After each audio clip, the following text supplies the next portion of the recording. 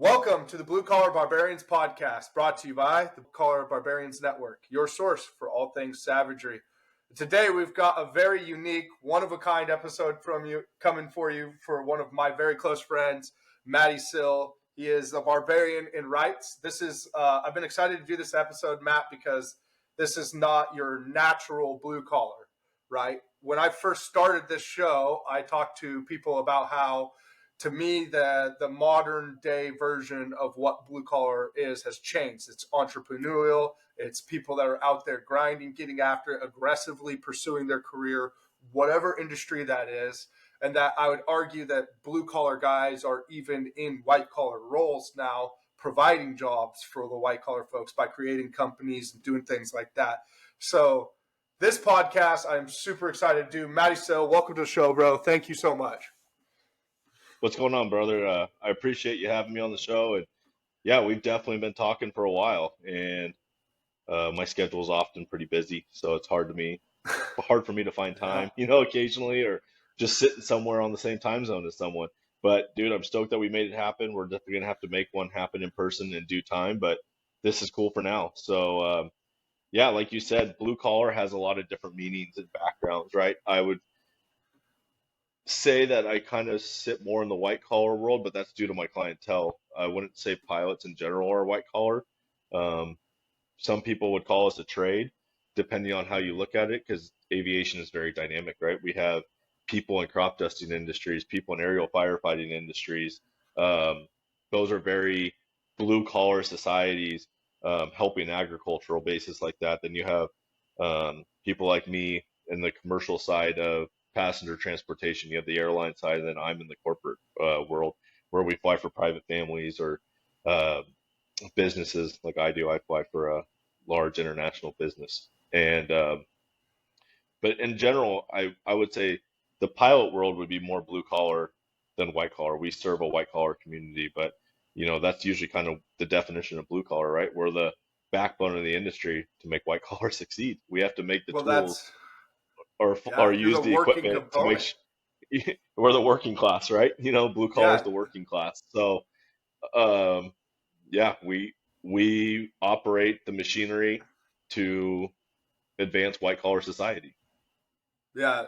And dude, that's awesome. I've been excited to pick your brain on this for our audience, just because, I mean, me and you, we talk all the time. You have some of the coolest photos doing just the most random places. One time I talked to you, you might be in the South Pacific. Another time you're on the East Coast, and then I talked to you, and you're on the way with your boat to somewhere in Malibu or something. Like you are all over, my friend. But I love it. I've loved watching your journey. It's been fun, and I also, on behalf of the show and our staff, my partners in the show, I just want to take a second to tell you thank you for all your support that you've given us. A lot of people don't know, but you've been in the background helping me tremendously. Just working on show sponsor stuff and getting people involved and being able to bring people giveaway items and things like that. And I just really want to thank you for helping and for committing to just being a badass friend, really, dude. I just really appreciate that about you. I have since we met. So thank you sincerely. Yeah, man. I mean, that's something I've always kind of learned since I was a kid. This is the way I was brought up. Is um, if you have something to offer, why not help someone else? Why keep it for yourself? If you're able to help a friend with something or you have a connection, like I'm no one to hide that connection. If you're a buddy of mine or whatever, I'm more than happy to share my resources with you because that's honestly how I got to where I was at in my career. Other people knew someone in some spot, introduced me to someone, and that just snowballs. After a while, you just start meeting one person after another, and that's how networking works. And if we were all selfish about it, we really wouldn't get anywhere in life. So, I'm always stoked to support friends' brands and then also help people who like the brands of my friends to get in contact and how to promote them further. Because that's more about what I would like to see is, especially family run, mom and pop style businesses succeed a lot bigger in the real world and not get taken over by corporate America. Absolutely. And on that, I mean, we should just mention, I think what we'll do with your episode, this is going to be, when people see this, it will be 2024. I'm recording some heat for you to get your guys' minds on adventure and travel, and just kicking your ear off with just some wisdom and just that's part of the reason I asked you to jump on, Matt. We're going to give away a pair of Heatwave sunglasses at the end of this show or during this show on this episode release because of you. So be sure to thank the people at Heatwave. Follow Matt, which you'll see at the end of the show. We'll put them all in the links. You're going to see the shorts. You guys know how we do it on the BCB podcast. That being said, Matt, let's dive into your background. You kind of let the cat out of the bag here just a little bit. You're a pilot, obviously. That means he flies cool shit, folks. Yes, he flies the Gulfstreams, the jets that you see. But this dude right here is not the same SOB that you see wearing the Delta suit. This is my friend that you see dressed up as Santa Claus flying God knows where. Dive into your background for us. Tell the folks at home, like, what do you do? You said public transportation, but you're cooler than that, man. You fly all over. I'm a limo driver in the sky. That's There you that's the go. best way to put it. But yeah, aviation's done a lot for me. It's been a very cool background. I've been fascinated since I was a young kid. And when I was in high school, my dad got me into some flying lessons. And then I was also a fire explorer in high school. Those were kind of two industries that I liked was um, fire and aviation. Military was always a cool thing for me, but I had some injuries as a kid. And then one of my arms is pretty messed up. So back in early 2000s, I would never have passed medical with the military just with some of my backgrounds and injuries. But being a servant to my society was definitely at the high end of my protocol list. And being a firefighter in the early 2000s, right after September 11th, like everyone and their mom wanted to be a firefighter. So I was going down that road.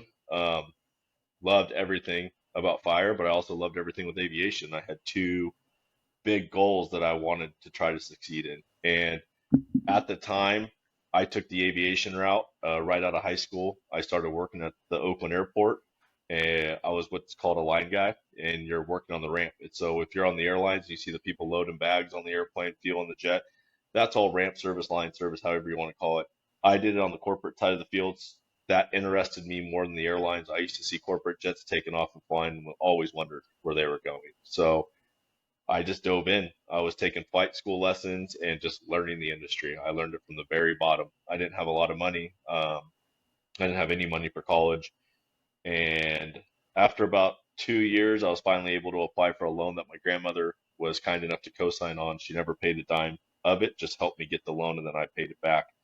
Um, but through line service, initially at Oakland Airport, later on in my career at the Concord Airport, where I got into line service and also becoming a pilot.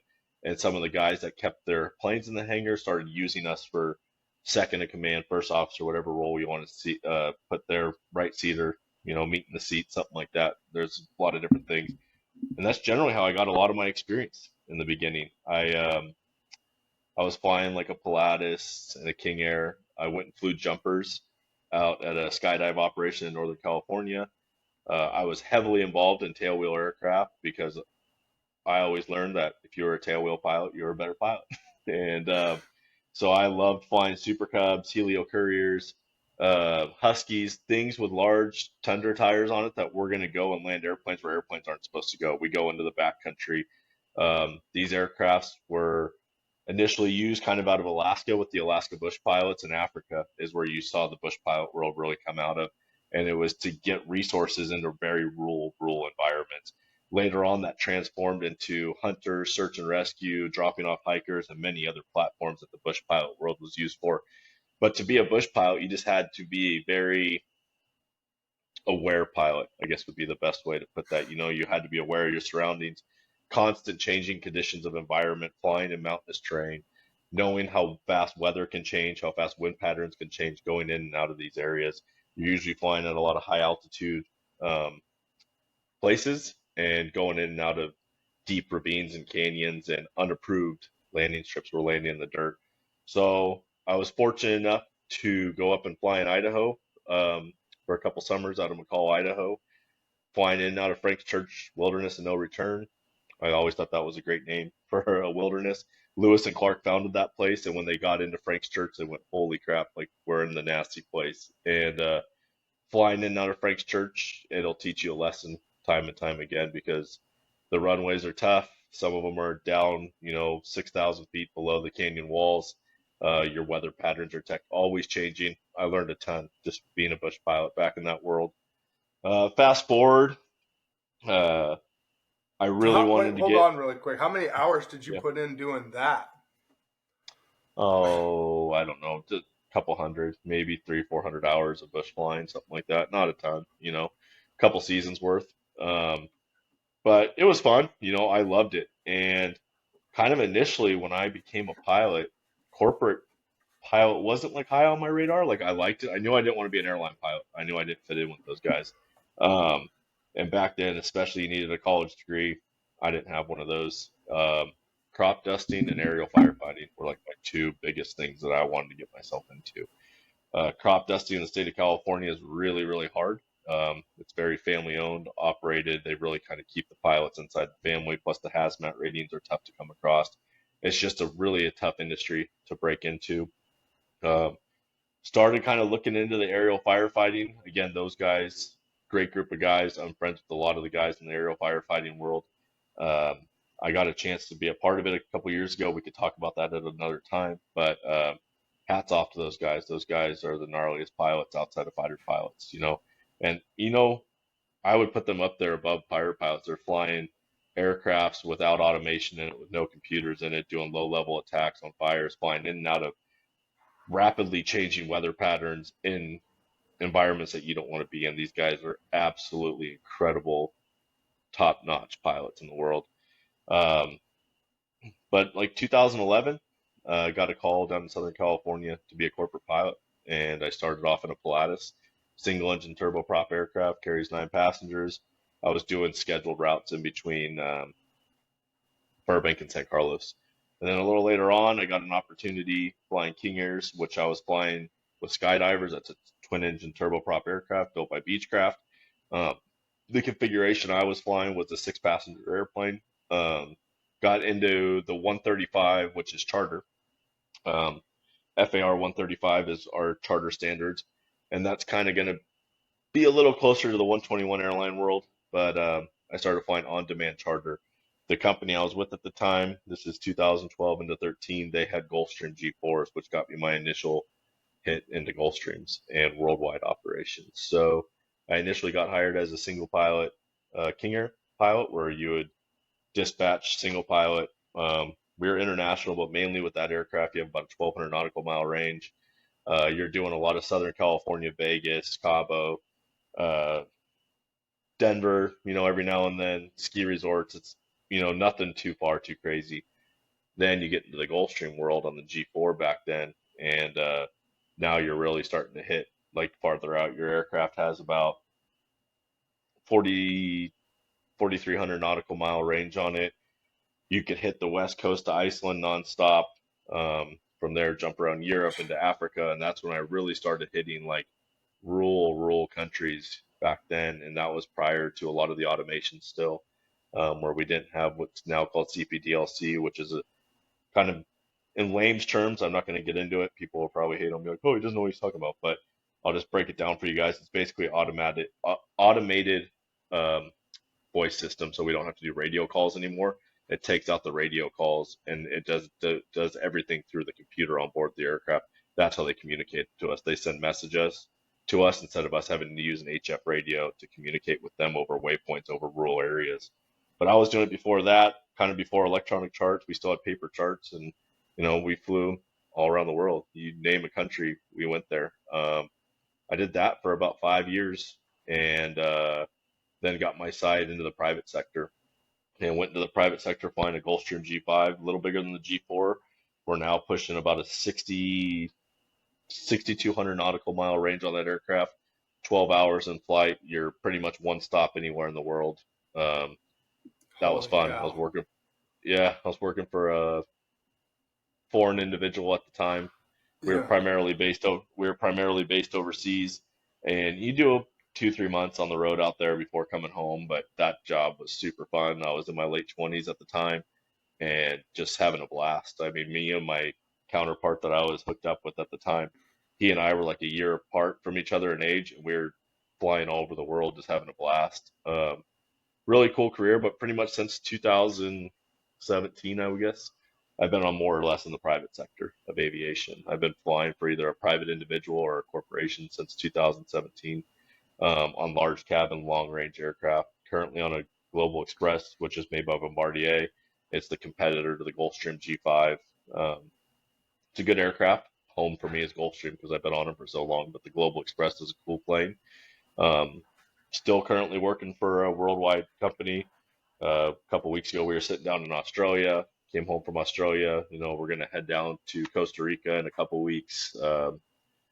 We jump to Europe a lot. I mean, there's really nowhere we don't go with this company. This company is a major hitter in the world, I guess I would say, and they Yeah. operate with some of the biggest people in the world, is what we do. So we're constantly having meetings, Middle East, Europe, South America, you name it, we're going, we're flying. And the corporate pilot life is 365 days a year on call, ready to go. Be ready in a 2 hours notice. That's the definition, that we kind of put out there for a corporate pilot. My company's not too bad. We have 6 pilots for 2 aircrafts. We are on call all the time, but having the extra pilots gives us a little bit more freedom. Um, but we work hard. I'm just down at the hangar actually today. I just came in off the road, off of a week trip on the road, came down here to get some stuff ready for a trip here pretty soon. And lo and behold, one of the bosses calls and has a trip the next 2 days. And I'm like, hey, I'm ready to go. If you want me to go, I'll go. And we're using other pilots on that one, but that's how rapidly stuff changes. Like, you could be sitting there thinking you have the day off and the phone call rings. So it kind of depends. It's far and few between with my account that stuff happens, but that is the life of a corporate pilot. We're ready to go when we're commanded to go, and that's what we have to be ready to do. And But that's that's kind of the incredible, little dude. Yeah, that's That's kind of the little incredible. breakdown of my background. Yeah, So you started with tail draggers, doing bush pilot stuff, and just flying. Well, you started in high school, just to yeah, scratch an itch and curiosity, and to do something you love. yeah, And then yeah. you went into bush driving, bush pilot stuff. For those that are like, "What's bush pilot?" I mean, he did everything you could think: drop off hunters, drop gear drops, just tail dragging stuff. Yeah, I'm sure camping, you landing did, out in the backcountry. Yeah. yeah, spraying stuff. I'm sure. Did you do any of that? No, I never sprayed. I tried to spray with the crop dusting world. I never sprayed, and I never did cloud seeding or anything like that.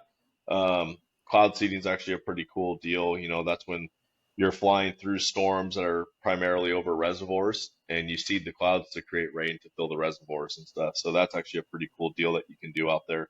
But yeah, the tanker world on like the firefighting side is something I still would like to go into. That'd be about the only thing that I would ever leave corporate aviation for. If one of the tanker companies called me and had a spot, I'd go in a heartbeat and go fly fire. That's the ultimate job. I was flying air attack um, in 2021, and then some stuff went a different direction, so I ended up back in the corporate world.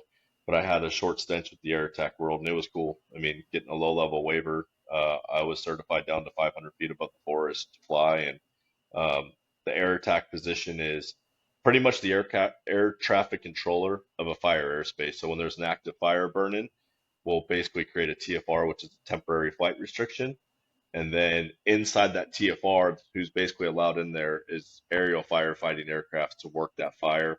We set that restriction up to keep the general public away, to keep the safety of the pilots flying in and out of there. We have altitudes, rules, regulations on how you're supposed to act inside the fire traffic area, which is the FTA. Um, and then there's media, airplanes allowed in there. But what the air attack guy does is he's pretty much in charge of that TFR. He's going to be the one watching the fire. He's watching the aircrafts, the tankers come in and out. He knows where people are dumping to avoid collisions. That whole area is built for safety, so airplanes don't run into each other. So that was actually really cool. Like I said, if the tanker company called me tomorrow, it would be hard for me to say no. I'd probably end up back there because it's a role. That's a true blue collar world. Those boys are out there fighting fires. They're flying low level. They're putting their life at risk every single time to help, save a structure, save society. And it's a it's servitude back to your society. You're doing something to better society at the end of the day. Yeah, and that stuff's really interesting. When I got out of the Marine Corps, I went to I went to the Rotary side for a little bit. I went and started flying, working on my private with flying helicopters, and a lot of my buddies from there ended up going on to become like Columbia helicopter pilots or assistant pilots or whatever, and it always interesting to me to see their pictures. But you're like you were saying, they're flying 16 to 18 hours a day sometimes on that shit on fires, just fly, fly, fly, just gut Oh wrenching yeah, work. So yeah. it was kind of crazy. It's crazy to hear it from your standpoint. Now, do you fly helicopters too? No, well, yes and no. I've been working on my rating for some time now. Uh, I just need to kind of go out and get the check ride and finish it, and just get it knocked out. Time, is really what that comes Yeah. down to right now. But yeah, I got some time in helicopters. I've flown the Robinsons R-22. I've flown the Huey. I've flown Bell 406s. I've flown A-Stars Eurocopters. So I love flying helicopters. They're a ton of fun. They're an absolute blast to fly helicopters. But one of these days I'll go out there and I'll finish it. But right now, no, I'm not flying helos. The group of guys that I fly with on my bush pile side of stuff, one of the guys owns a Huey, and we need to get it up and flying again. So I was actually talking to him the other day about getting our Huey going and helping him fly the Huey. So I love it. It's so much fun. Yeah, they're just cool. I really enjoyed being able to just go and like on the backcountry side of things, like, oh, let's go set down on the side of the mountain over there, or let's go land on that rock in the middle of the canyon. Like just wild shit. I was I was a friend, but a chick I was hitting on when I was flying back then. I flew her around during the 4th of July. I got in flight rotation and was above Bend, Oregon, just flying circles and pattern, watching the fireworks from all over Central Oregon just pop. It was rad, dude. Like helicopters are awesome. I love that they defy gravity too. But for our Yeah. audience's sake here, what I really wanted to establish is just that you have a wild amount of experience doing what you've done. Like, I mean, you have what I love about what this is where you get barbarian to me is you were very aggressive in your career. Like, take on this, take on that, take on this. Let me get hours in this. Hey, what's up? Networking, right? Like getting your hands in the mud and like, oh, hey, you guys need help? Let me come fly with this. And like you just said, even explaining flying Hueys. Uh, Maybe the people that aren't listening to this are pilots. For those that are, this is no news to you. But for those that aren't, like, it's not very like you guys might have friends that are helicopter pilots, obviously, and other people in the aviation community that fly, and you get maybe more opportunities than like the average Joe to get in something. But there's not a lot of cross, right? Like a lot of people don't fly a helicopter or fly a jet, especially commercially like you do, and then go and necessarily jump in a helicopter with somebody. That's your networking ability to like make friends with people and take advantages of opportunity, garner experiences as they arise. Would you agree with that? Yeah, I mean, mainly the crossover doesn't happen too often because time and money, right?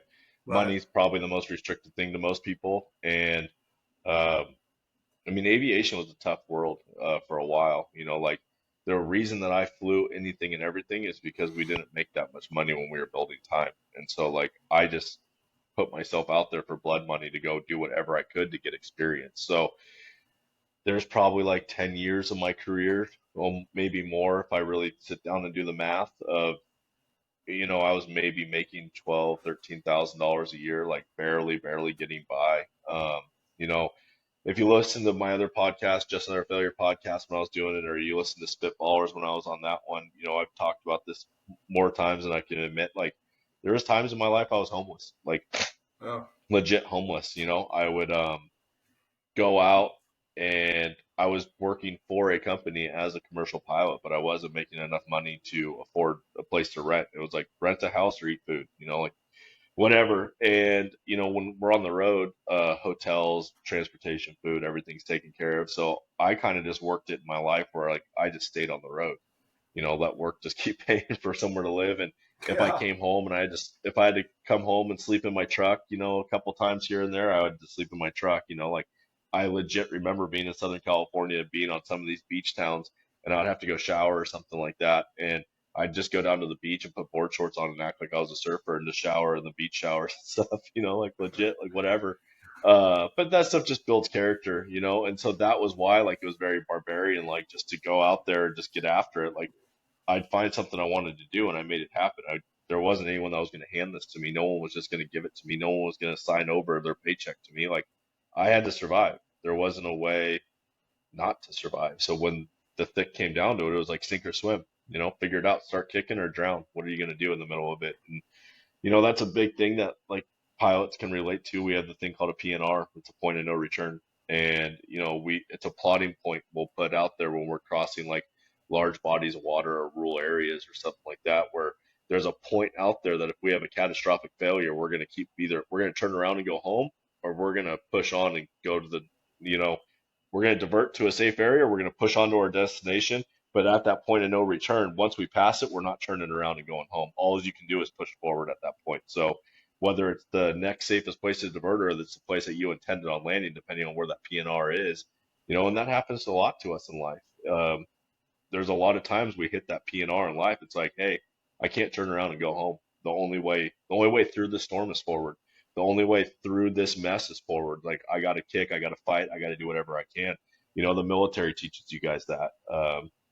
I have a lot of friends from the special forces community, the SEAL teams, Green Beret buddies, even just infantry boys and stuff like that. When you guys are in the middle of a firefight, are you going to sink and retreat, or are you going to start loading rounds and fight back? Like what are you going to do in the middle of that? So, all that stuff always goes to the next level. But like even if you think about it, this starts at a very biblical level too. If you go back and you actually read the Bible and you see what Christ called of his disciples and stuff like that, there's a point where all the disciples are sitting on the shore and Jesus says, hey, we're crossing we're crossing here and we're going to the other side. And in the middle of the sea as they're crossing, a huge storm comes in the middle of this, and the disciples start freaking out. Jesus himself is sleeping in the bow of the boat.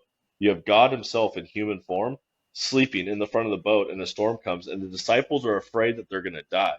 When they have God in human form sitting there, the creator of all things sitting there, they're still afraid. And so when they wake him up, Jesus says, why are you afraid? And he tells the seas to be still, and he tells the wind to be silent. And the disciples sit there and say, who is this man that he can command the seas and the wind to stop, right? But what the disciples forgot, they got nearsighted in the storm. All of a sudden, they got halfway across, and the storm came, and they're like, "Hey, we're done. We're gonna die," like that.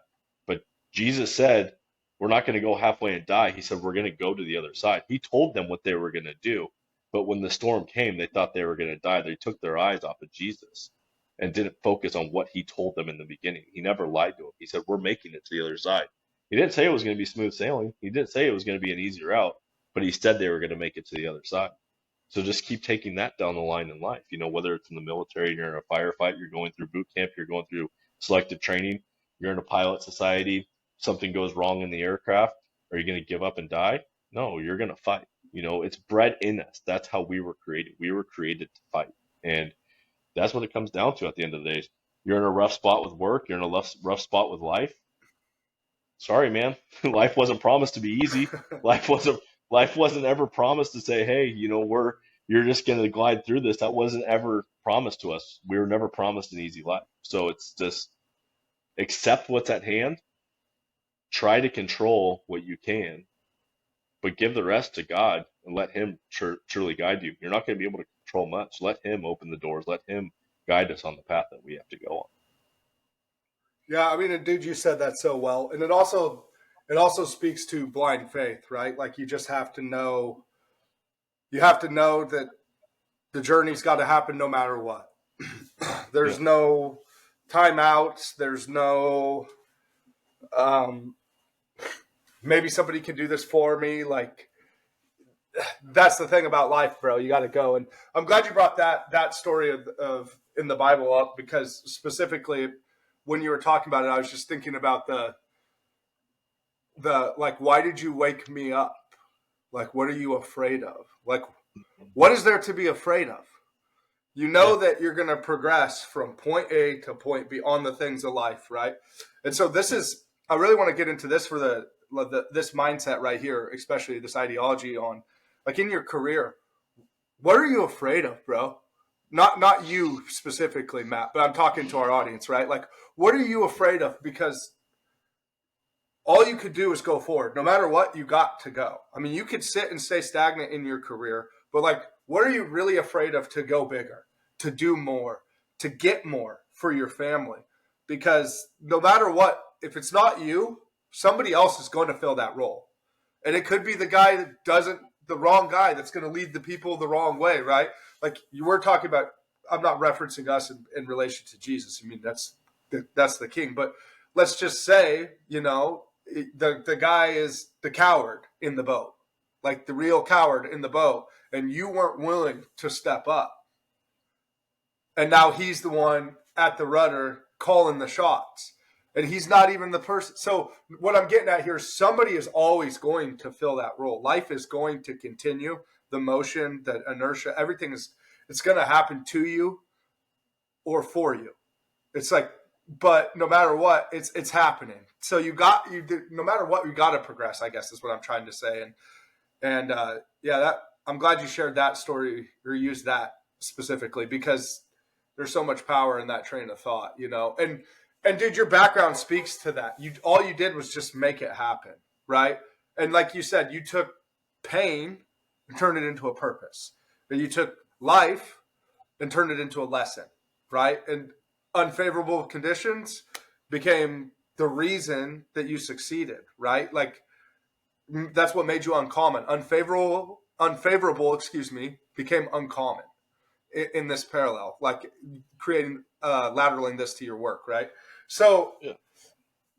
it's just crazy to me because like me and you could go all day on especially on theory stuff because our minds just roll on this. But let's talk about like what that led into, like international travel work. Like what's that like for our audience here? Like it gives you a really good perspective that there's more in the world, right?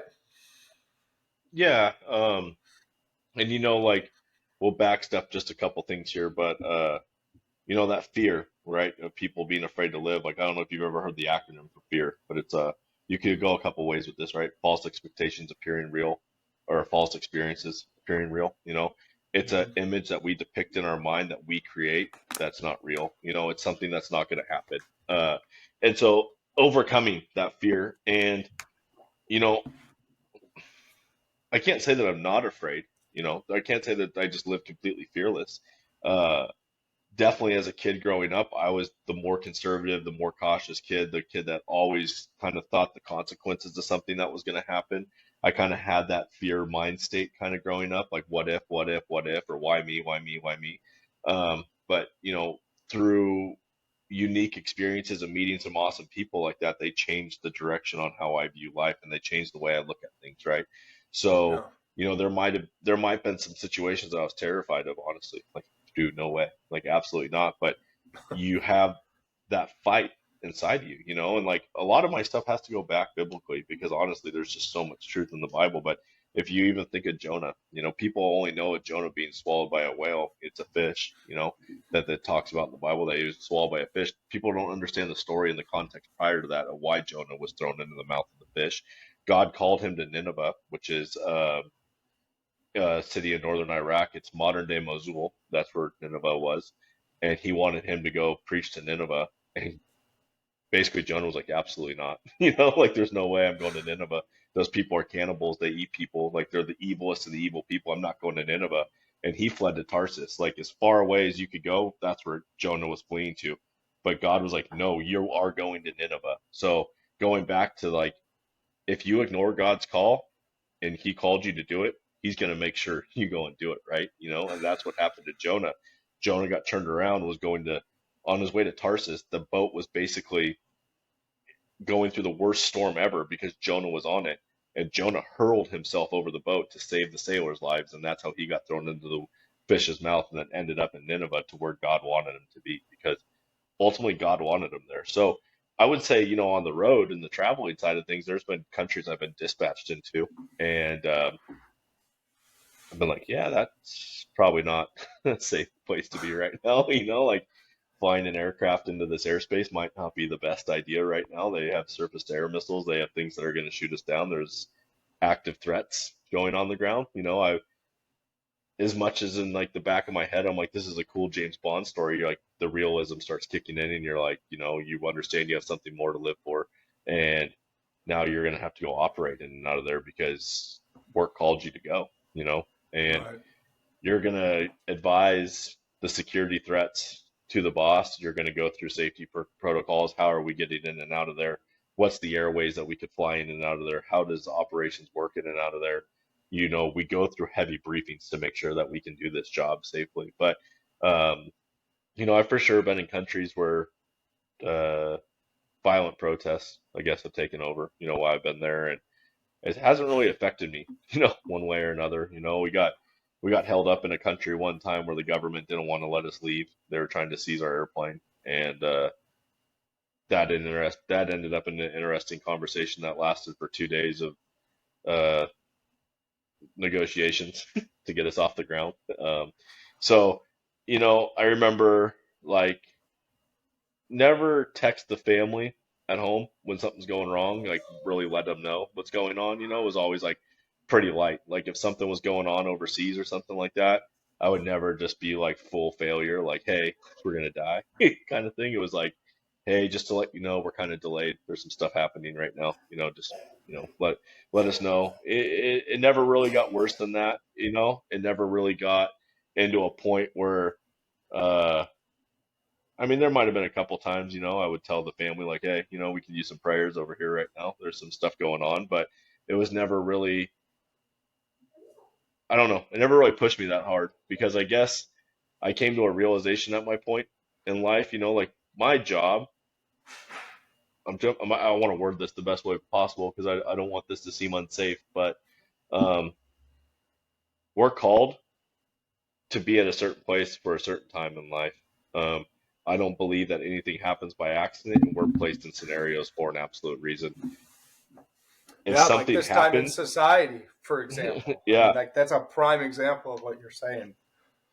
hmm if something happened to me into another society, it just means I got to go home to heaven.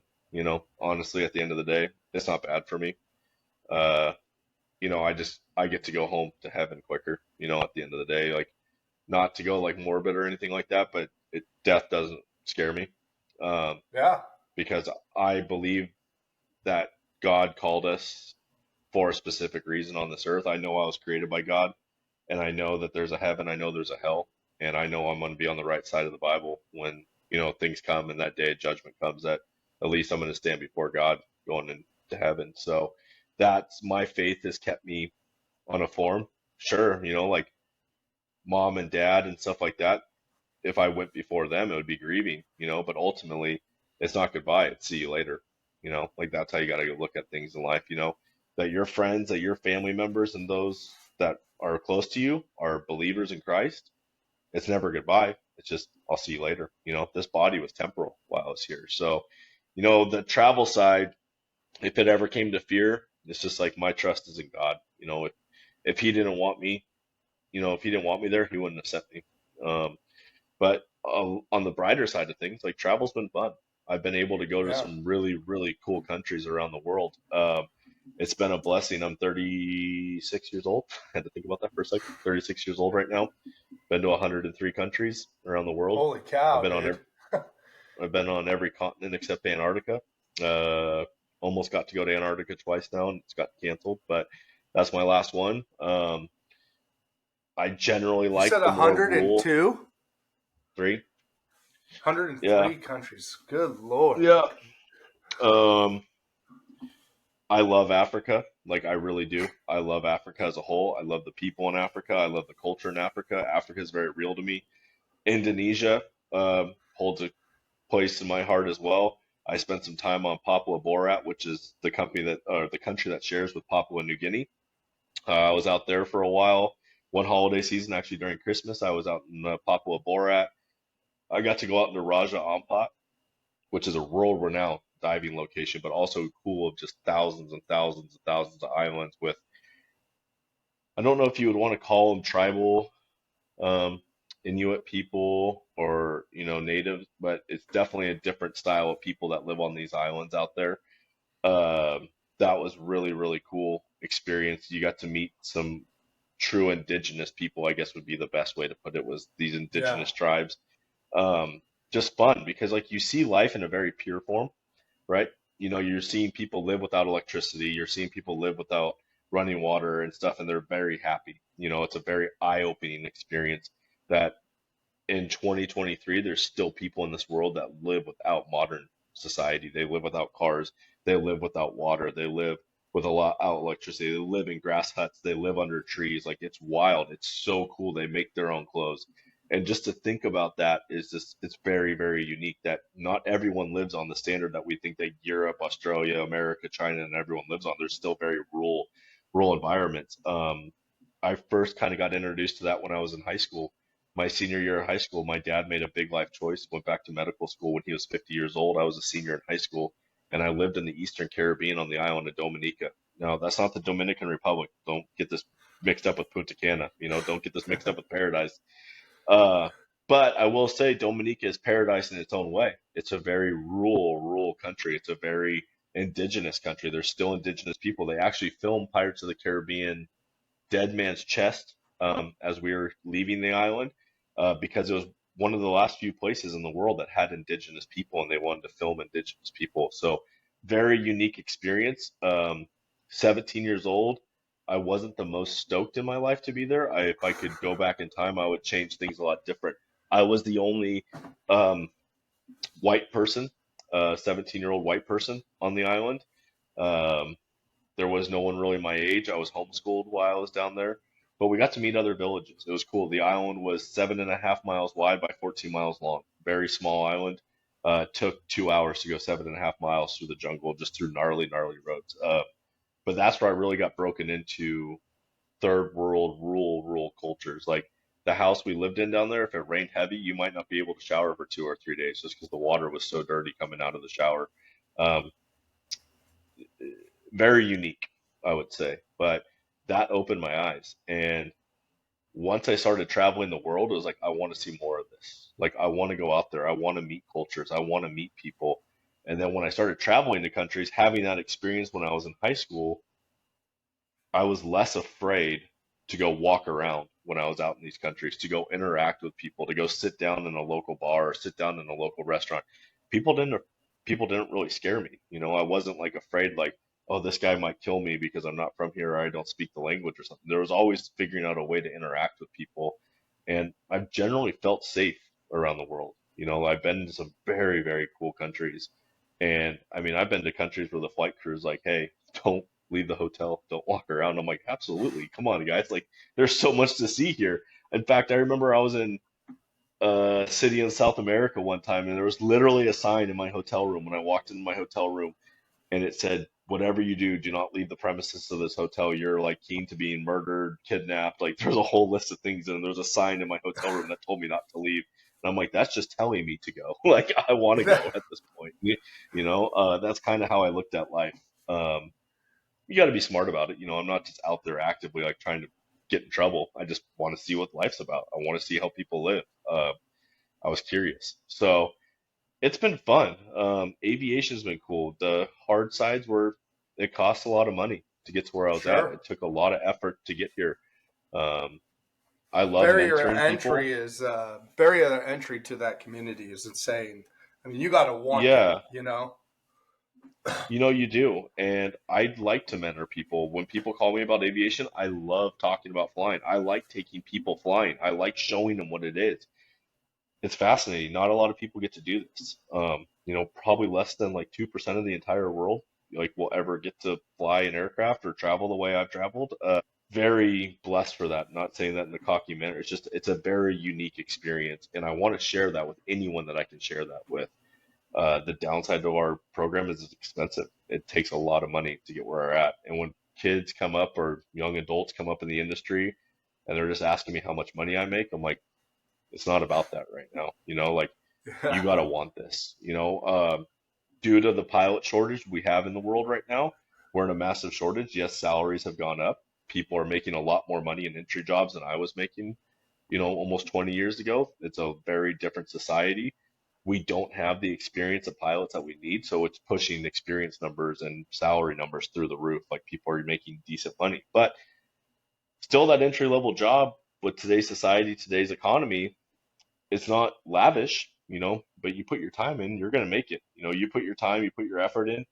Everyone, for a long time, and I still am in my group of pilots. I fly with an amazing group of pilots. I'm the young guy. I am the young guy. Yeah. Probably next closest to me is 10 or 12, 10 to 12 years older than I am. I still am the young guy. I'm 36 years old and I'm still the young guy in my group. So that's really interesting, to put that in perspective. There's not a lot of younger people out there. A lot of those guys are in their mid 40s, going into their 70s that are flying these aircraft. There's not a lot of us in our late 20s to mid 30s that are coming up. So um, you got to want it. You really Yeah. do. Um, but like I really had to go want it. Like I remember sitting at days, with my dad when I was 20, 21 years old. And, my dad went through a really hard time um, with the medical school, and his former business, the guy that bought it off of him, ended up suing my dad over some BS reason. And really, it hurt my family for a long time, like a really, really long time. It took my family a long time to recover, but we stuck together and that's how we did it. And, my dad wanted to see all the kids succeed. Like he never wanted to see us hurting in life. So, my dad would bust his ass to make sure that life, mom and dad both would bust their ass to make sure we had what we had. But there was days I wanted to give up. I wanted to quit. I would get so fed up with the industry. There was no jobs for so many years, and it was just like applying, applying, and applying, and just going year after year after year, never getting a phone call. And it's just like, did I do the right thing? Like, did I make the right choice? Did I spend all this money on a loan? Did I go down the right road? And I remember my dad would take me out to the airport and just remind me, like, hey, like one day you're gonna fly that airplane, right? Like one day you're gonna go out and do that. Like, just always had that glimmer of hope, and I think that's what parents are supposed to do. You got to keep your kids' dreams alive. You don't want them to think that they're going to fail. You have to raise them in a society where they understand progression of pain, but you don't want to Sure. kill their dreams. You don't want to be so Yeah. tough on them that they miss that sight, but you also don't want to be so easy on them where they just get it.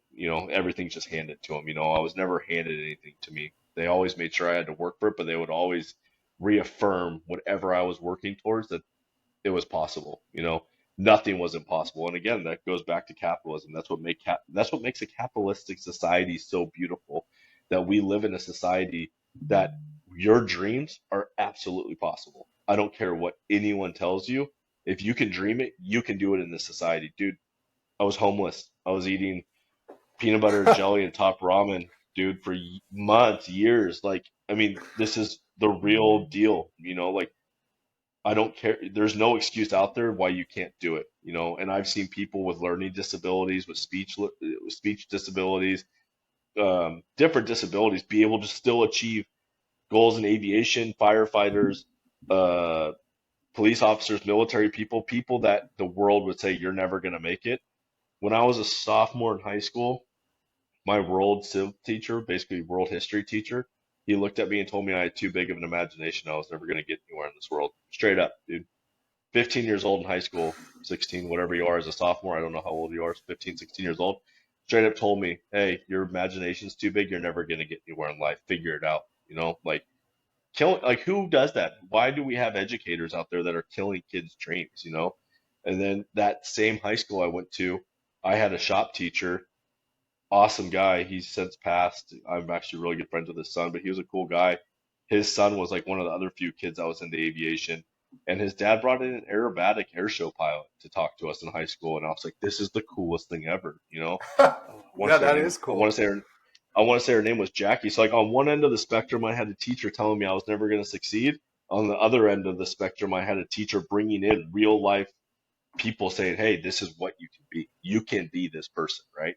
And that was cool. So, you couldn't let the person standing there, pissing on your parade because whatever he's all pissed off about in his life because he became a school teacher and wanted to do something else.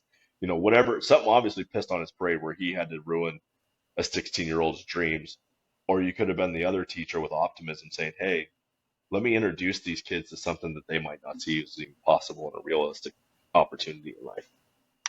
Yeah, and so that's a perfect way for us to parlay into getting through hard times. But I couldn't agree with you more because you were just talking about the coming through hard and enduring, and um, it's funny to me too because at what point do you show? So in this case that you were just talking about in the story you were just telling about, your teacher brought somebody that would be the show. But in a lot of like the case of, part of the reason I'm chasing my dreams and stuff is to show my kids what that looks like. How are they supposed to know if I don't go?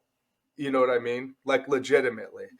So I love that what you're saying there. It's like bet I'm almost do better in that. Like bet against me. Like right now, like the world's kicking me in between the nuts, But like because of that, I know like that pressure is going to refine me into even more of a monster, of a capable monster, of a monster of accomplishments, a monster of an endurance, a monster of redemption, like resilience, like all those character traits. All that they're doing right now is going through a fire, excuse me, and getting refined over and over and over again right now, right? So um, but yeah, for time's sake, I want to jump on to talk us through hard, right? Like this is, like I said, when people are listening to this, it's gonna be 2024 now. We're kicking off the year. The holiday season's kind of in a rough season for some people.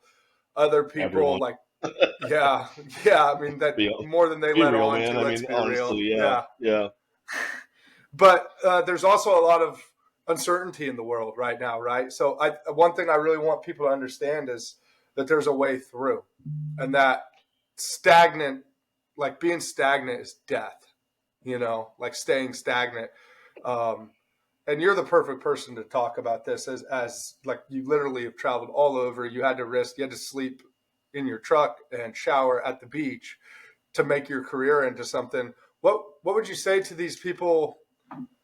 Like, let's give these people some hope, man. And obviously, we could talk about God too, but give them some career advice here on like it's time to put the Yeah. truck in low. You know? Yeah. I love it, man. It's so funny because one of my favorite mottos, it's actually buy 30 seconds out, a brand that I represent that I'm a part of, one of their biggest things is, hope is not a good plan kind of thing.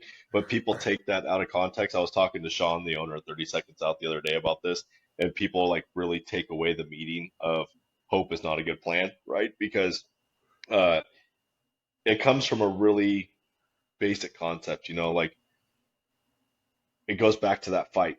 Are you going to fight or are you just going to hope for something to happen? That's where it kind of really goes to, like you're you're downrange in a military situation, you guys get stuck in a pinch, right? Are you hoping you're going to get out of this alive? No, you're going to get out of this alive, right?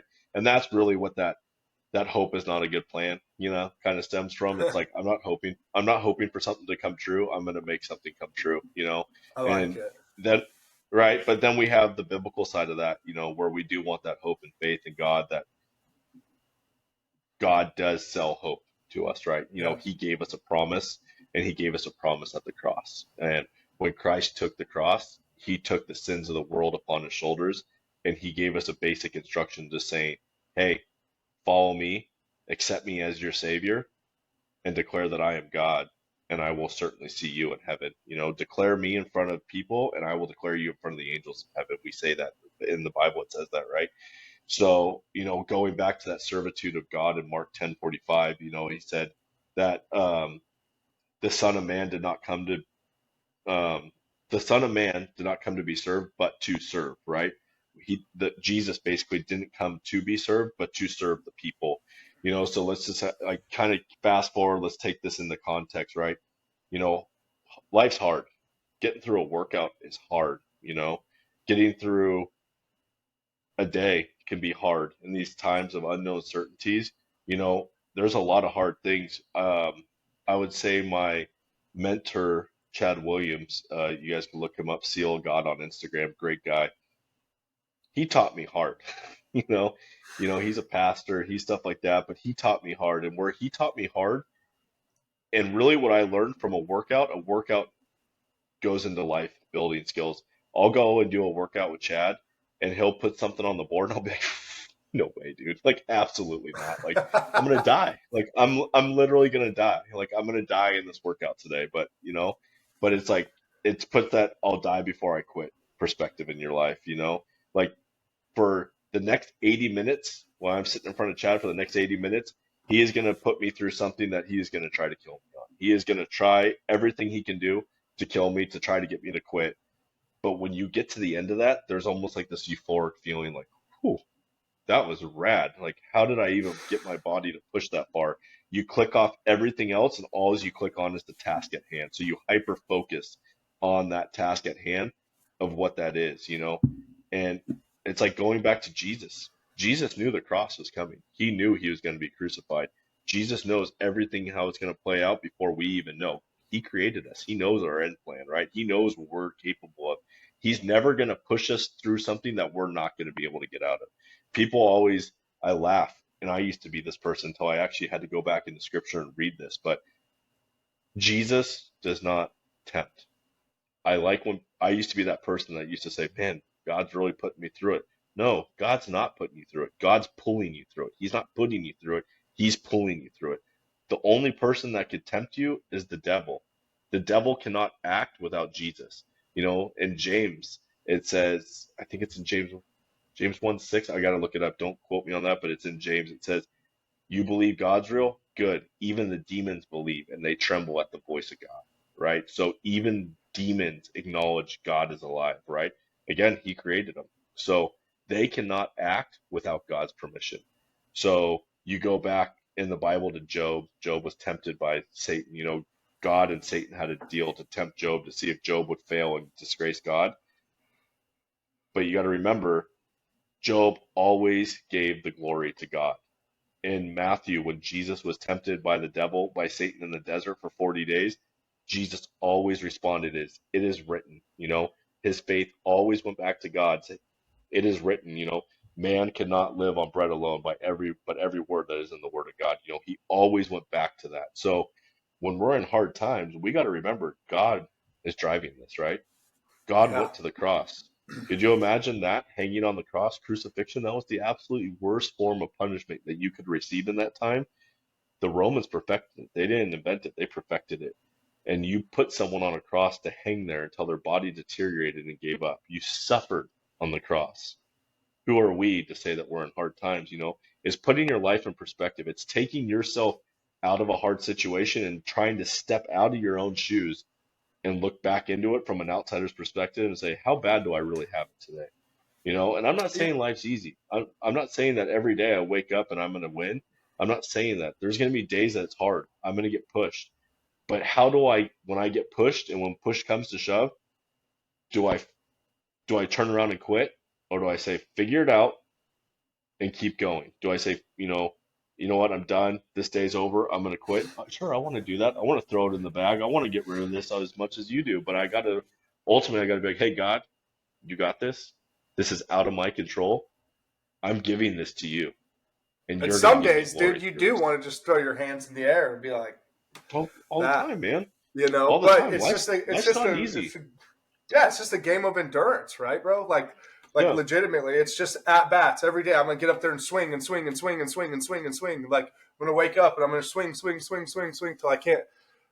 And eventually my time on this earth will be up. But it's funny when you were saying that about going through hard times. I had this scripture come back through me, and this actually used to be when I was a kid. I don't know if you knew this, but I traveled and did missions work in Africa and South America and different places throughout like 13, 14, 15 time. You made a post about this not too long ago. I read about this. You did an Instagram post on you in Africa, I think.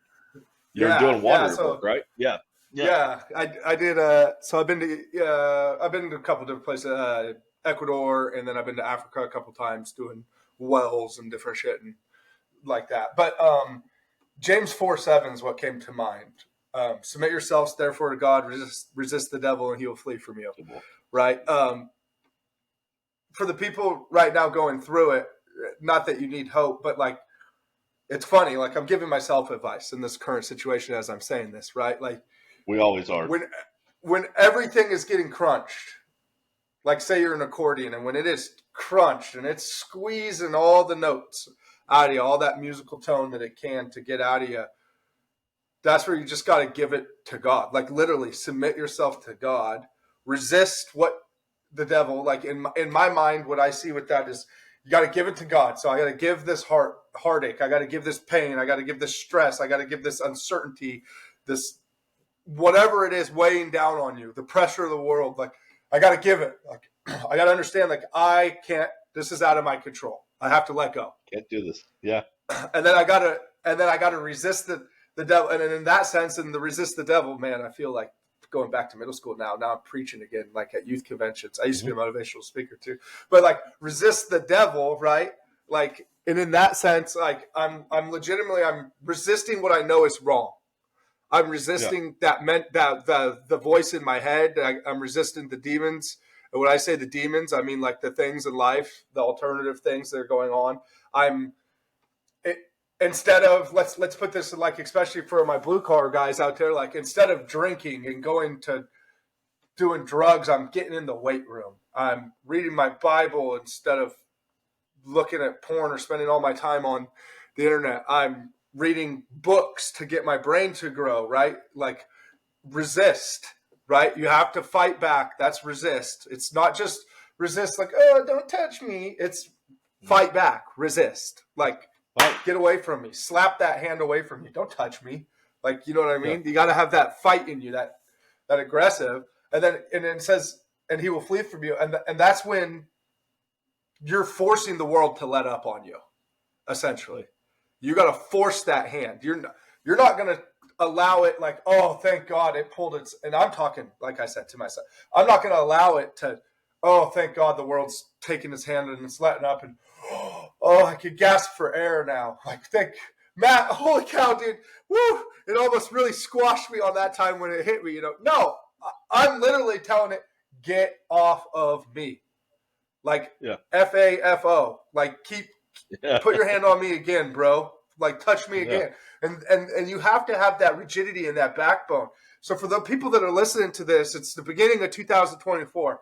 The holidays might have been hard for you. Financially, it might be hard for you. It might be uncertain. You might not have got the gift you want, or God forsake, somebody, you had a loved one pass recently or something. You're just going through it, but you just got to know that it's time for you to grab the wheel and put it in gear and go and drive. And you're going to steer.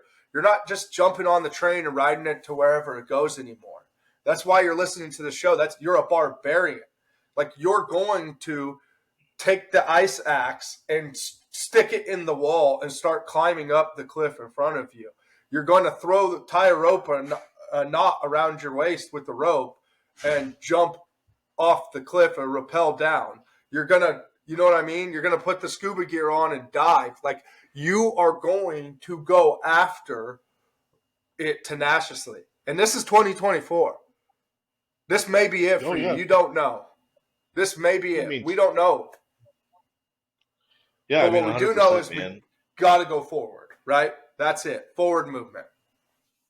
Dude, you got to push. And I found kind of the best ways when you're really going through the thick of things, when you're really hurting, when you want to give up, become selfless.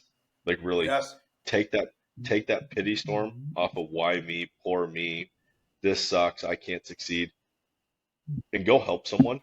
Like, literally, maybe it's going to work out with someone. Maybe a buddy's calling you to help on a project at his house. Whatever it is, go serve someone. Go out and actually start helping, because what that does is it changes your thought and your process in your brain of letting the devil sit there and put his thumb on your shoulder and thumb on your brain, and you're actually pushing it off because now you're helping someone else in life. And it goes back to Mark 4:10, Mark 10:45, what we just talked about, right? The Son of Man came to serve, not be served, right? So when you're really going through a bit, think about it, man. Jesus came to serve the people here. He didn't come to be served. He came to show the people on how to live. So why shouldn't we go out and actually serve and be a servant to people? When we're really going through it, it's going to change that chemical hit in your head, and you're going to actually start feeling better because you're using a skill that you have in life to help someone else. It's going to help you get through the storm. It's going to help you get through the trauma. people think this life of a Christian, and we really didn't come on a podcast to talk about this, but this is what life is at the end of the day, right? Um, Matthew 19:23, and Jesus says to the disciples, "Truly I tell you, it's hard for a rich man to enter the kingdom of God." And then he goes on further, saying, "It's easier for a camel to go through the eye of a needle than a rich man to Yeah. inherit the kingdom of God," right?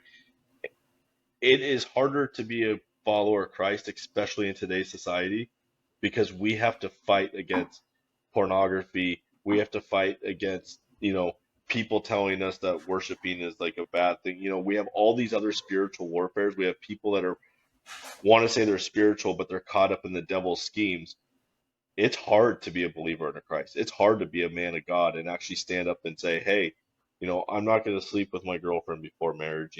I'm not going to use the Lord's name in vain. It's hard to be that man of God in society because society says it's okay for you to live with your spouse before you're married. It's okay for you to do all these things because this is what Hollywood does. But look at most things that people, when they fall into the way of the world, does it last? A lot of the times they're having a lot of problems because people are falling into other areas to find pleasure in life instead of where God created us to find pleasure in life. So it's like it's not easy to live this life as a Christian. So like you said, you just came out of the holiday seasons, you're going through the thick of it. you know Maybe tune into a pastor today, maybe do something out of the normal. Maybe look up John Randall with Calvary Chapel of South OC. Maybe look up Joe Pecky of uh Paddock out of Calvary Chapel of the Harbor. Maybe look up Jack Hibbs. Maybe listen to a sermon and see what they have to say. Maybe stop listening to what everyone told you the Bible was and actually hear what the Bible has to say. Because every time I talk to someone that's an atheist or something like that, and I ask if they've read the Bible and where it says that, they're like, no, but I've heard enough about it to know it's wrong. It's like, no, do your research. Yeah. If Do you your research the own Bible, research.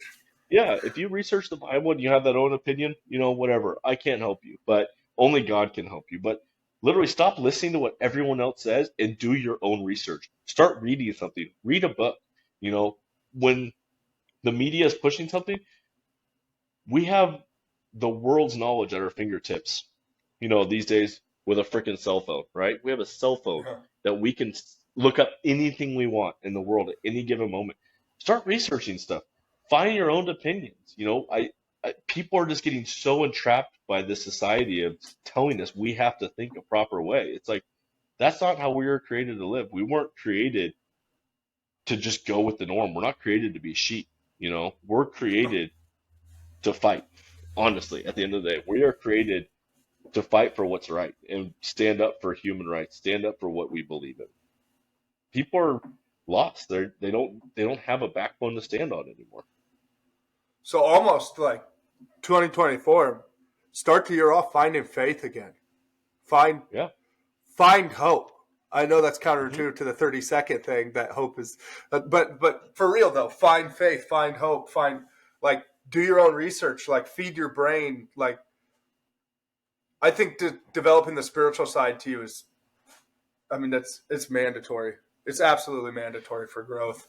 Um, Yeah. I mean, the 30 seconds outside, I love it. It's motivational, but I mean, where that comes from, you'll see this one a lot on all our t-shirts, right? But it's where that came from was when Evan was on the teams. Um, yeah, when Yvonne was on the teams, like that's your countdown, So when they're getting ready to jump out of a helicopter, you have your 5 minute call, your 1 minute call, and then your 30-second call is that, right? And it's the skull crusher. But really, that 30-second call is like, be ready for what's coming. You're 30 seconds out from the mission, you're ready. Like I'm 30 seconds inbound from this fight, I'm going to fight. So, I mean, 30 seconds out at the end of the day, that's like really like a command of motivation. At the end of the day, it's like right. you're being called. You're 30 seconds out. You gonna sink or swim, or you gonna fight? Where are we going with this right now? So I mean, I love 30 seconds out. I love what Yvonne's done with the brand and where he's pushing the brand and what he wants to do with it. Um, it feeds motivation to people. People have to really look at it to understand where we're coming from. But I mean, yeah, find hope, find faith, find something to grasp onto. Stop saying "poor me," "why me," "why me." Fight, Yeah. figure it out. You want something in life? Figure out how to go get it. Start doing research, make phone calls, talk to people, go out. Stop being lazy. People are generally just too lazy today. I'm gonna have to have him on the show. Your buddy that owns that company, and I'll have to chat with him because I would love to pick his brain on mentality. I'm sure he would have absolute gold for mindset stuff to talk Yeah. people through this type of stuff. But you're right, like it's time to jump. You're there. The time is now. It's 2024. You're in your career. You're thinking about it. You're listening to podcasts, for heaven's sake, about trying to get better or hearing one of your buddies talk about it. There's a reason this message is coming to you today. And it's to tell you it's time to jump. 30 seconds out. Yeah. We're there. Like Exactly. it's time to go. It's funny that that's a free plug for your buddies, your company, your guys' Yeah. company.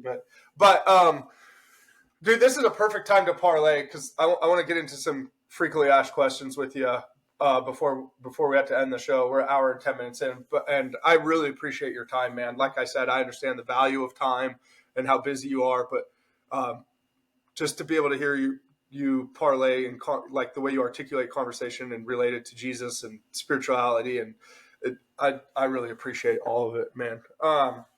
So let's get into the frequently asked questions part of this show. Okay. Hmm. I got to ask you the staple question because I mean you're in the zone right now, so you're gonna hit it. Like, what is a blue collar barbarian to you? To you, the pilot, the white collar guy. No, I'm just joking. Yeah. Yeah. I mean, it's pushing outside of what the norms is telling us in society. It's figuring out that job and how am I going to work at it. It's being that servant to society and what are we doing out there to make a better society? We're the working class, at the end of the day. And I don't care if you're in the white collar world or you're in the blue collar world. Everyone should always maintain some sort of blue collar to their lifestyle, right? You should never get to a point where your life where you're relying on other people to make your life work. You should always have some sort of an area of your life where you're doing a skill to make society better or make your life better. Like you should never fall back on, I made it this far in life. Now I expect people to work for me. You should never lose sight of that working class. You should never take your hands out of the working class. Always be Yeah. able to make a job get done. I think that's really what it's called to be. Like we should never lose sight of that at any point in life. And dude, the way you said that is just spot on. It's doing the opposite of everybody else because most of the people around you are just getting by. And Yeah. if you're a barbarian, you're not doing that. And earlier when we were just talking, you were talking about taking the risk, like not doing the norm, right? Like that's got to be the thing. Everything, like look at the people around you. Are they living the like not what you see on social media? I'm talking real time. Are they living the life that you want? No, then do opposite No. of them. Like legitimately, Yeah. do opposite of that because you see that result, right? Like you see it, hands down, you see it. And barbarians, we don't follow, we lead. You know what I mean? 100%. We forge, and we build paths and create, and then we turn around and extend our hand and say, "Come with me." You know? I, I love that thing of Forge, right? Because Yeah, that's Chad, my buddy, um, the SEAL teams use Forged a lot, right? There's yeah, brands after it. He has a ministry named after it. And I remember like during 2020, man, I was like going through it. Like life was just not working for me. I was unemployed. Aviation was non-existent. I couldn't get unemployment. I've also been a person that never believed in unemployment. I always had this mindset in the back of my hands. If I'm healthy, I could walk, I could talk, I could use my hands, I should be working. My buddy Joe Magliato with Big Iron out of Orange County, California, was a really rad guy. He brought me into the shop um, as a helper and taught me a lot about fabricating ironwork. So during COVID, I was an iron worker fabricator, working for him, learning welding, learning the trade. Uh, I wasn't I wasn't getting any payouts from the government. They weren't paying yeah, me. I wasn't making the money I was making as a pilot, but he was making me enough. He was giving me enough money to pay my rent, eat food. I mean, that's really what it came down to. I had to sell, my truck during COVID just because I was like, hey, go to the basics. What do you need to survive? How much do you really need to survive? And I figured out how to get to work without owning a car. I figured out a lot of stuff just to cut that cost of going in debt and living in debt. I freed myself from that and I didn't give up. Like that's really what this stuff comes down to at the end of the day. So that the being forged, and I remember I was talking to Chad one day, and it's funny, when you meet people in life and someone gives you their phone number, like you'll often be like, oh, Jonathan, friend of friend of Bam's or something like that. You put their name in the phone so you remember like how you met that person, right? Yeah. And I remember I looked at Chad one day and I was like, dude, like I was going through it. I was hurting, and he was like he laughed because like my name in his phone to this day is Maddie Forged, and I was like, hey, maybe we should take like the forged off my name. Like maybe we need to take that away. Like maybe my life will get up. And he was like, I'll take it away when the forging's done, right? Like when you're, like when you're hardened it through the fire. But when does that day come, right? Because we're always in the fire. We're always being forged and hardened and put back in the fire and coming out and getting hardened and going back in the fire. Like that process never ends in our life because if we're really fighting and we're truly succeeding, you should never be done being forged till you die. You should always constantly be getting heated up and getting harder, getting heated up and getting harder. Like that's what this mentality in life needs. So I love the forged background. I think And that's it also the builds. purest format, right? Like getting into the Yeah, fire and it's getting rid of impurities, like yeah, yeah. continually. That's Builds what's funny about tenacity. that. Oh, Yeah, I does it? I love it. I remember, it was so funny. Like I was like, I had that glimpse of weakness in the eyes of Chad, and I was like, hey man, maybe we need to like take away Forged. Like maybe we should, like let's get me out of the fire. And he just laughed at me. He's like, I'll take it away when the forging's done, and it's never done. Never. That's the thing. Like it's weird because especially in 2020, we always are advancing in life. We're always getting to a next chapter. We're always leveling up. But you got to go through something to reach that next level. And now it's like I see people facing problems, and then I have to backstep to relate because sometimes I'm like, figure it out, dude. Like I want to be that person that's just like, hey, figure it out, or like, suck it up, let's go, life sucks, right? Get comfortable being uncomfortable, all those fun, famous lines. But you honestly have to go and take a step back and remember what it was like when you were in the fire, when you were in their shoes to truly coach them through it. For me, a lot of the times Chad and a couple other guys literally figured out that got me through a lot of stuff. They didn't need to push me. They didn't need to hold my hand too much. It was just, hey, they looked at me and said, hey, figure it out. And you do, you really do. I think maybe just the way mom and dad brought me up, you learned about that. You learned when someone said, figure it out, you figured it out. But I learned I'm different from you. I'm different from everyone else. Me telling someone to figure it out might be an insult, you know? And then I should just say toughen up after that. But like life hurts, get a helmet, kind of Yeah, thing. for sure.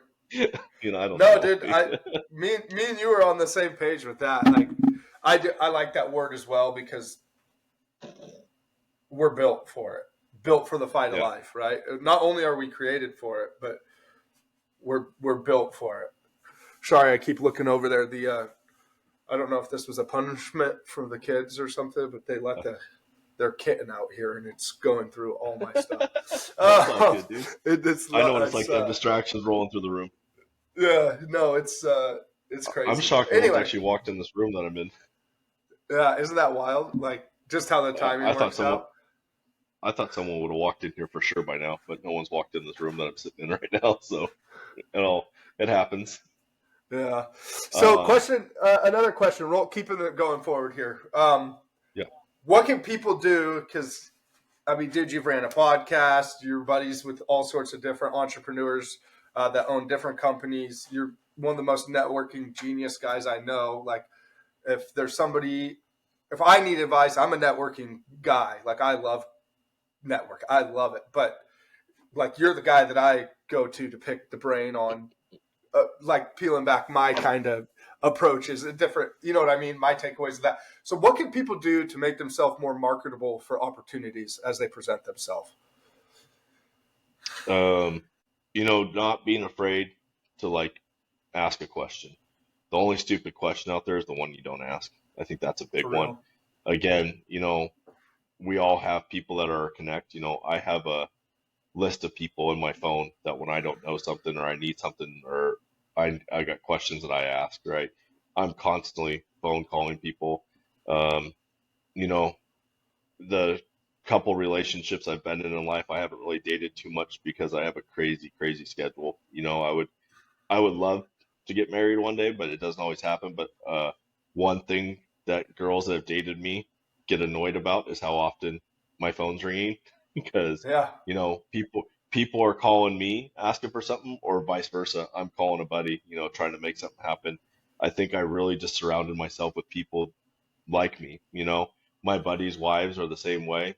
They get mad at all of us in the group because we're always just calling someone, talking to each other, figuring something out. It's a constant problem. It's a constant problem solving technique, right? You're just you don't know something, ask the question. Just don't care if you I look get in stupid. trouble If you all don't, the time for that yeah, too, dude. yeah. It's it's hard, and I came from a background of mom and dad brought us up in 4-H, doing raising pigs, steers, lambs, all that stuff. And when you're in that lifestyle, you're working around people that are cattle ranchers and farmers and so forth from that background. And you learn really quick what that small town community looks like is, you're working or you're helping buddies. When cattle brandings have to get done, the ranchers call all the buddies to come over to brand cows. When you got to go gather cattle, the ranchers are calling their buddies to come over to gather cows.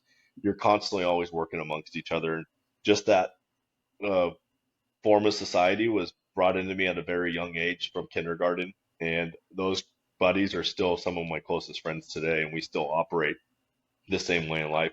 We've gone down different avenues in life. I have buddies that are big machinery operators, firefighters, hunting guides, so forth. The list expands forever, but it's just always keeping that circle of friends very diverse. Don't let your circle of friends be all about the same interests that you guys are in because you're going to get stuck in that. I mean, yeah, common interest is fine when it comes to hobbies, but having just like buddies who are cops, firefighters, big machinery operators, welders, you never know when you're going to need that stuff. When, you're going to need every one of those at some point in your life to build your house, build your life, learn that form of protection, learn that form of safety. It comes and goes. So just keeping that group of friends, diverse, being able to um, mold with different types of people. Always be willing to learn. That's the biggest one. That's probably like should have started with that. Just being willing to learn. Know that you don't know everything and accept that you don't know everything. Be humble when you go into situations.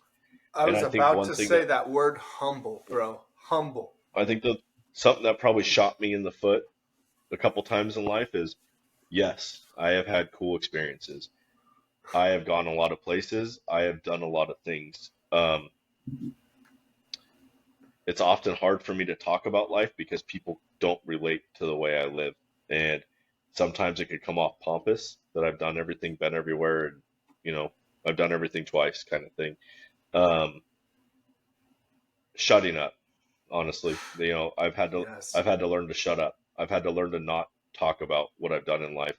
I came from a background where you want to relate to someone in the crowd, so you use your life experience to relate to someone, but sometimes it just comes off of, hey, I've done that too, and you're stealing the moment from someone that has only done that once or twice, and you're stealing that moment from them.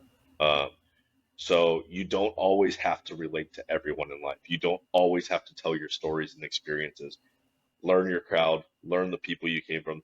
There's a time and a place when you get to share what you've done, but be respectful of the other people in the room, and that's something that I have to learn all the time. Like, hey, just because I've gone to these countries or I've done these things or I've met these people doesn't mean that I have to talk about it.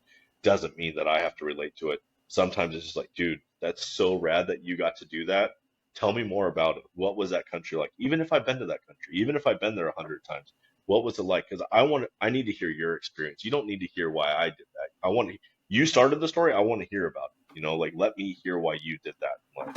And so that's a takeaway that I have to even personally put upon myself is just, dude, shut up. Honestly, just shut up and let people be people sometimes. Don't always think you have to put you don't always think that you have to interject into a situation even if you have experience. Because you'll know the timing when people want your advice and when they don't want your advice.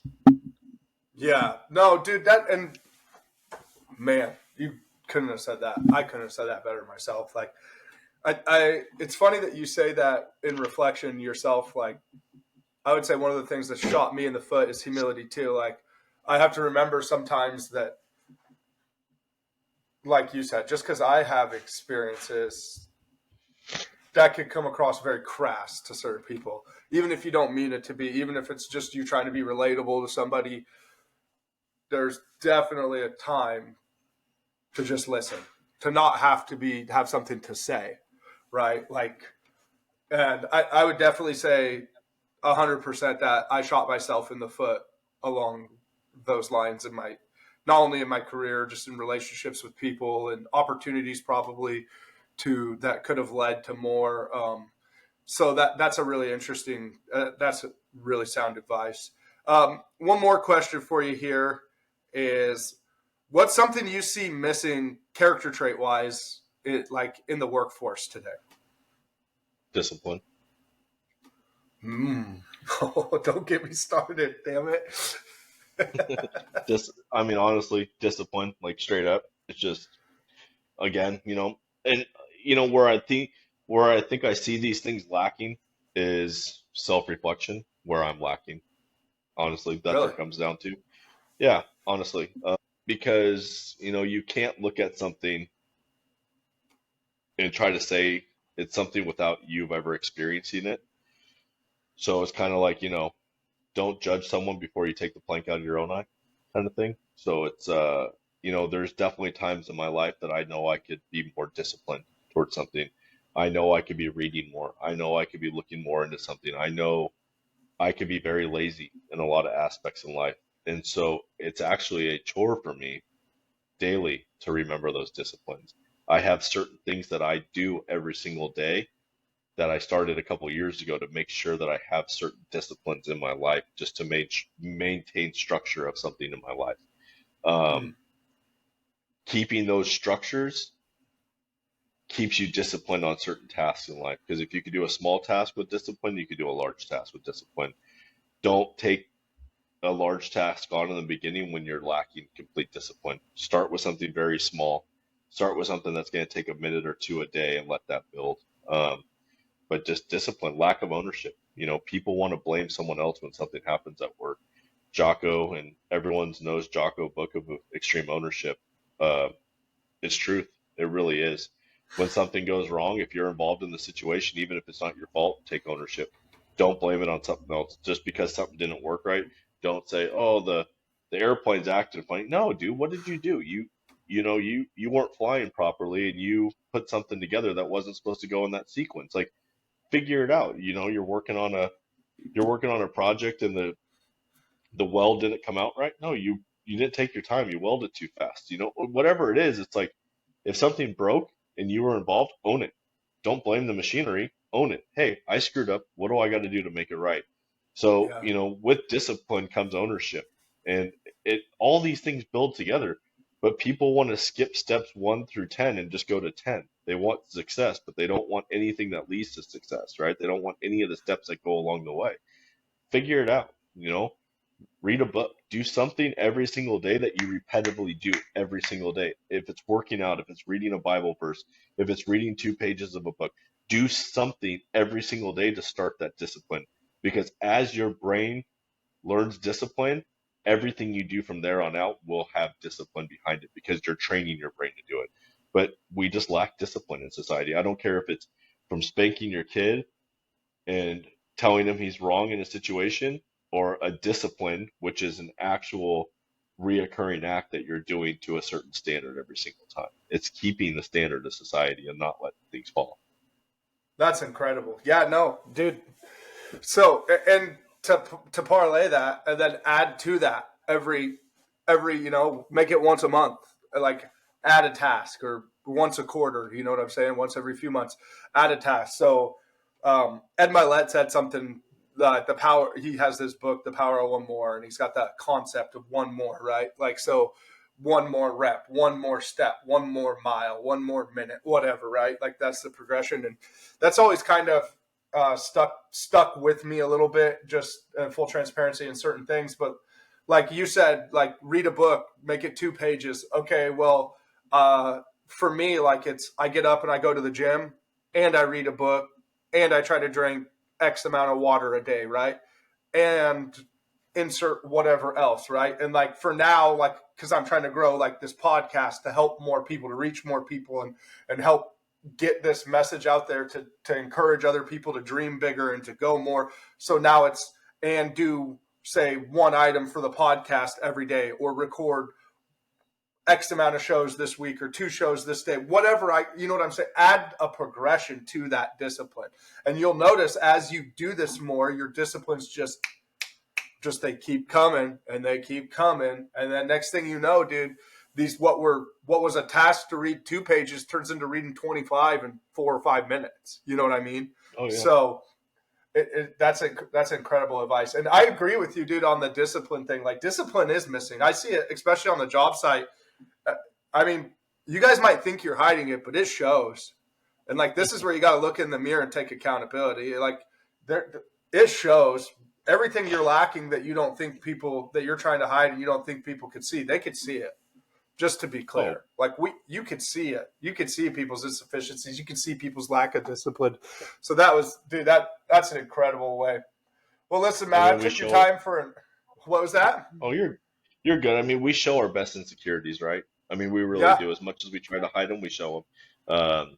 I was reading a devotional this morning, one of my morning devotionals, and uh, one of the biggest takeaways that came out of this morning was, if you want followers, tweet about it, tweet about your achievements. If you want real life, find friends that you talk about your experiences, your failures, and what you're going to build off with each other. And I really took it to heart because today everyone just wants followers. They don't care. They really don't. They don't care about what people are doing and what people are seeing out there. They just want followers.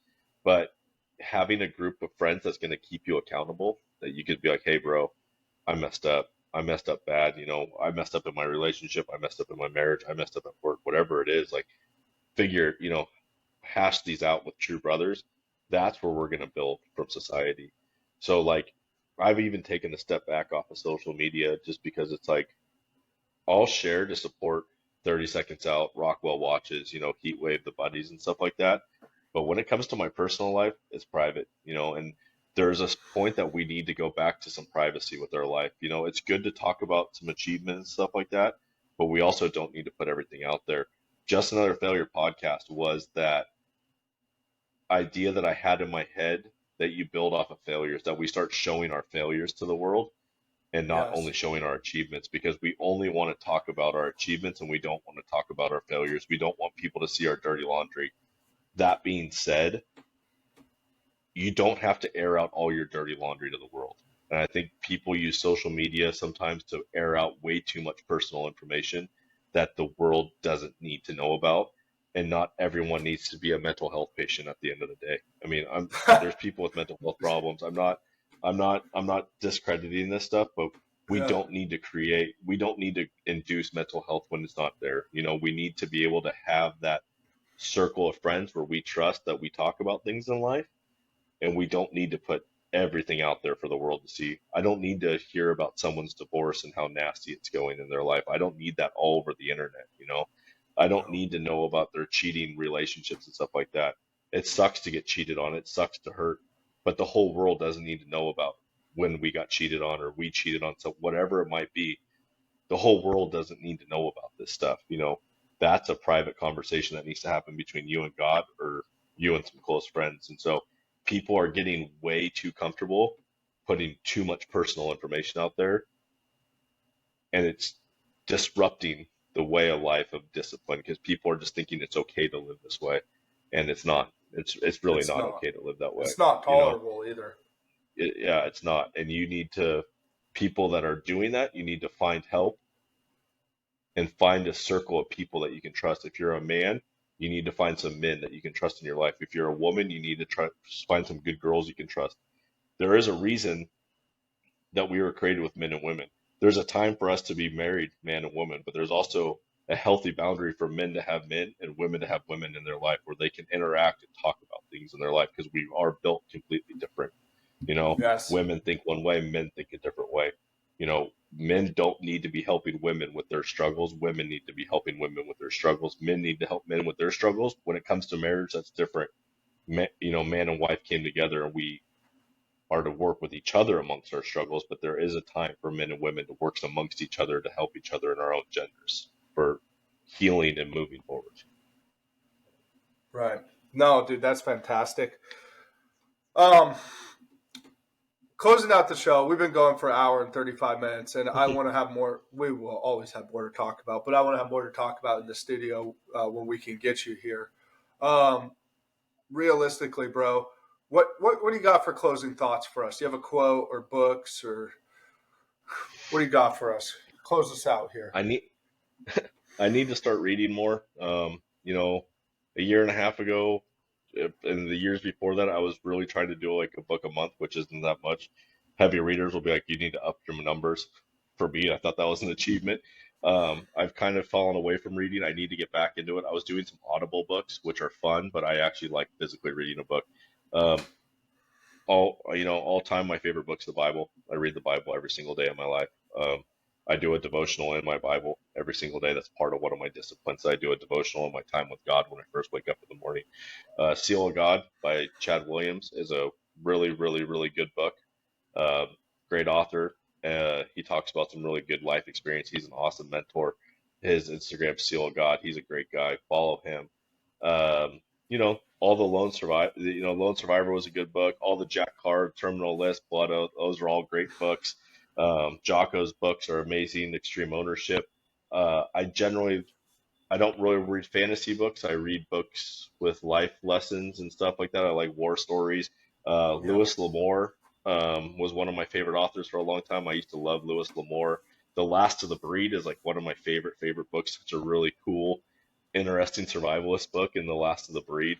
I like westerns and stuff like that. So that's kind of where I go to on my reading side. I like stuff that, kind of has some grit to it and it's going to build some of that savage nation inside the back of your head. But, closing thoughts, just I'll never force what I believe on anyone. Um, Yeah.